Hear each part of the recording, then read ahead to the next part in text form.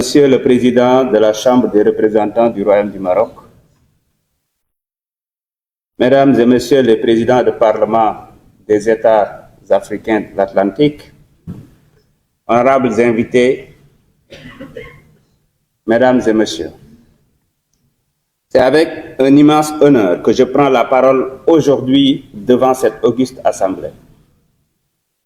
Réunis sous l'égide du dialogue et de la coopération entre des États africains atlantiques.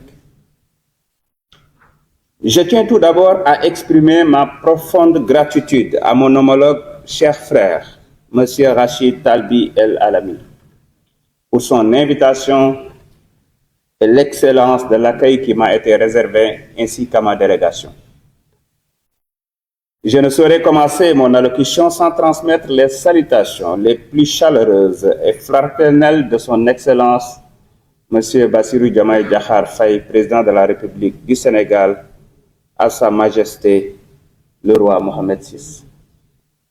Au peuple frère du royaume chérifien, je vous apporte les salutations les plus distinguées du peuple sénégalais, terre de la Teranga, symbole d'hospitalité et de fraternité africaine. Notre présence ici traduit notre engagement commun à renforcer l'intégration de nos nations dans cet espace atlantique stratégique et qui constitue une façade essentielle pour le développement économique et la stabilité de l'Afrique. Cet espace qui regroupe près de la moitié de la population africaine et plus de la moitié du PIB du commerce continental représente une opportunité sans précédent pour notre cher continent. Il nous appartient donc de structurer nos coopérations afin d'en faire un levier de croissance partagée et un moteur d'intégration régionale.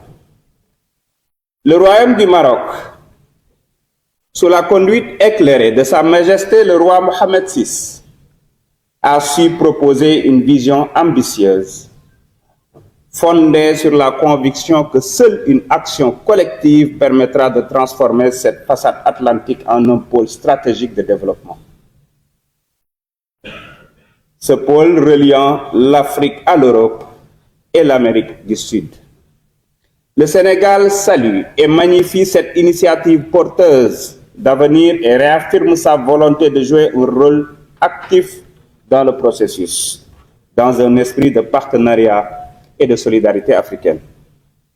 En effet, la relation entre le Sénégal et le Maroc est exemplaire à plus d'un titre. Elle puise sa force dans les liens historiques, spirituels et humains profondément enracinés, mais aussi dans une coopération dynamique et multiforme.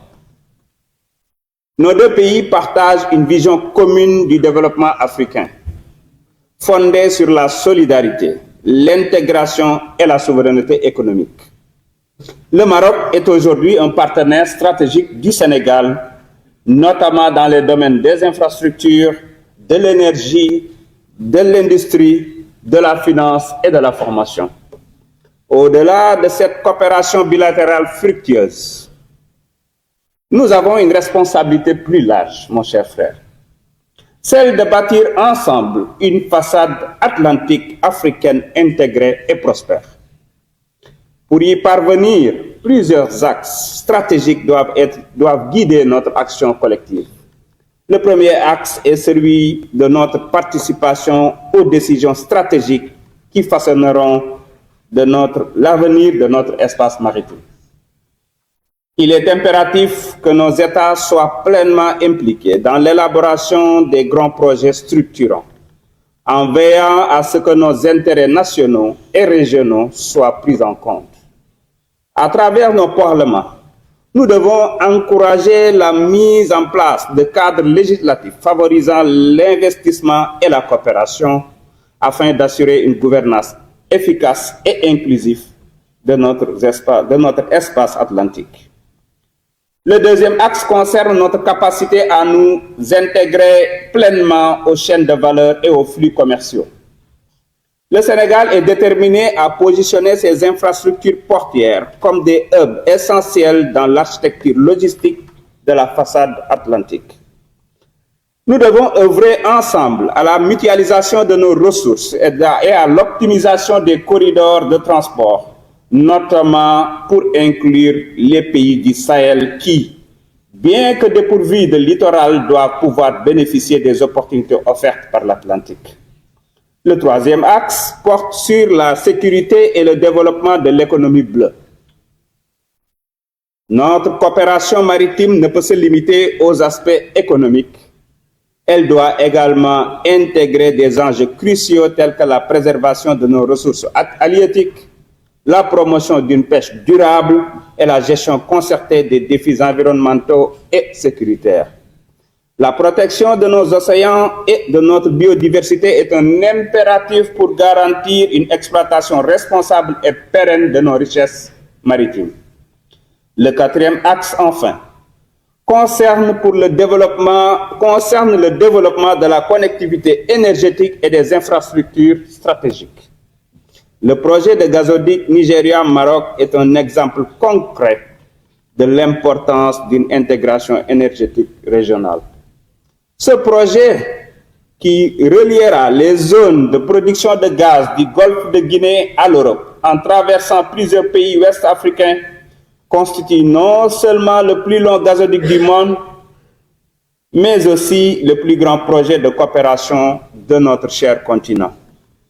Nous devons encourager d'autres initiatives similaires, notamment dans les domaines du transport ferroviaire et routier, afin de renforcer la connectivité et la compétitivité de notre espace atlantique. Dans cette dynamique, nos parlements ont un rôle central à jouer. Ils doivent être les garants d'un cadre législatif propice aux investissements et aux partenariats stratégiques. Ils doivent assurer un contrôle efficace des engagements pris par nos États afin que les projets annoncés se traduisent en réalisations concrètes et bénéfiques pour nos populations. Enfin, nos parlements doivent être des acteurs du plaidoyer pour inscrire la coopération atlantique africaine dans l'agenda international en veillant à ce que nos priorités soient reconnues et soutenues au plus haut niveau. Mesdames et messieurs, distingués invités, cette rencontre est une opportunité précieuse pour asseoir les bases d'une coopération plus forte entre nos nations. Notre espace atlantique ne doit plus être un simple trait d'union entre d'autres pôles économiques mondiaux, mais un véritable moteur de développement pour notre continent. En unissant nos forces, en partageant nos expertises et en mettant en place des mécanismes de coopération efficaces, nous pouvons transformer cette vision en une réalité tangible. La relation privilégiée entre le Sénégal et le Maroc est une preuve vivante que l'intégration africaine est possible lorsque la volonté politique et la coopération économique se conjuguent. Ensemble, nous devons élargir cette dynamique à l'ensemble des États africains atlantiques en faisant de notre façade maritime un espace de prospérité partagée. Ensemble, engageons-nous à faire de cette ambition une réussite. Nos peuples attendent de nous que nous soyons les artisans d'un avenir plus prospère et plus solidaire. Je vous remercie de votre aimable attention.